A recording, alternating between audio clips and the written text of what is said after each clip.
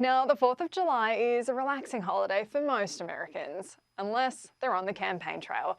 Let's check in with how the Republican race is going with Annelise Kumar from Monument Advocacy. Anna, thank you so much for your time. Now, you've done plenty of campaign trails in your time. What did you make of how the candidates spent this Independence Day? Hi, Annelise. Thank you so much for having me. Let me tell you, Independence Day, the 4th of July, if you're on a campaign trail, it means parades. That's what you do. You go into parade after parade. And as you can see in some of those clips, it was a little wet up in New Hampshire this weekend. But yeah, the candidates, they hit the ground. Most of them hit the ground. We had Governor Ron DeSantis up in New Hampshire, along with Senator Tim Scott. Vice President Mike Pence decided to go over to Iowa, where he's been focusing a lot of his time. New Hampshire saw a lot of other candidates as well, although they were not quite as household names as the other ones that were up there. And President Donald Trump wasn't anywhere. He just sat the whole day out, didn't he? So what do you make of the state of the Republican race right now? We're getting very close to this debate coming up in August.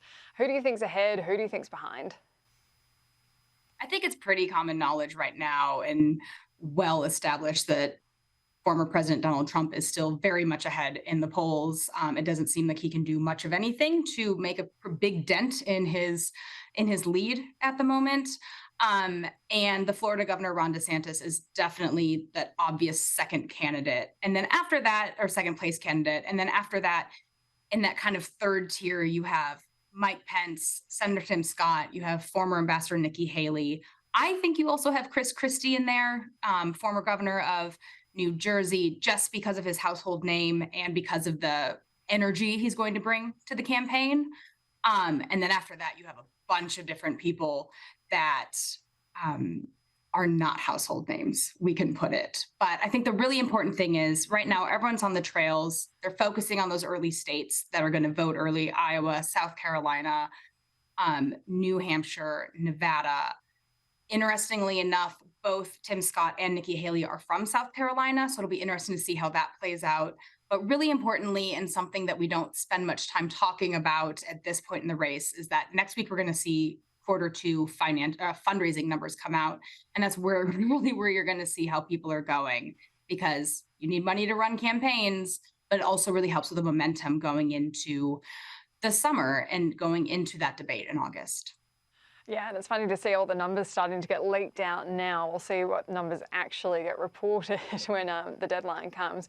But so we're talking about this debate in August. It'll be broadcast on Fox News. This is going to be the first real hit for any Republicans who want to be the nominee for the Republican Party. We have 12 who've declared right now. It's getting awfully late in the game for anyone else to be putting their hand up, even though the election feels like it's so far away. But how many do you think will actually make the first debate stage?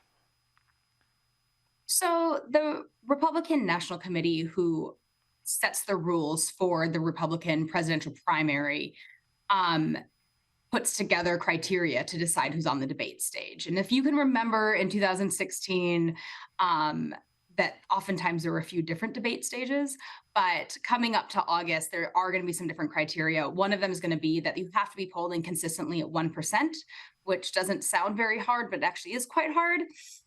Especially for some of the candidates in the race. And then there's also criteria based on what your donor base looks like. So you need a variety of different donors in a variety of different states to show that you do have that grassroots support and not just that super PAC support, not just the one or two really wealthy donor supports. And so I think that's going to help cut away some of the candidates on the main stage. There is talk about possibly having a second debate, a kids table debate, have you? But I think we'll know a bit of that closer up. That'll be the fun one. Yeah. That would be the fun one. That would be the fun one, because they're all just trying to make some news, right? But I think the big question also is if President Trump is going to debate. And right now we don't know what that answer is. And then that leads to the other question of, it might be a really boring debate if it's not Chris Christie and Donald Trump going at it. So we might actually talk about policy or something. Can you imagine a stranger thing to watch? That would just I don't know. be silly. I think Donald Trump has to do the debate. That's where he wins. That's where we see him bully everyone on the stage. He'll land some insults. He'll get under Ron DeSantis' skin, and all of a sudden, he'll own it. Well, that was his strategy in 2016 16 in the primary, and in 2000 or in 2020, he had to because he was the only nominee, and he had to go up against Biden. But in both those cases, he was behind.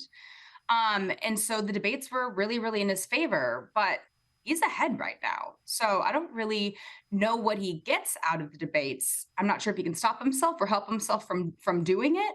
But, it's really easy to lose a debate and it's very hard to win a debate.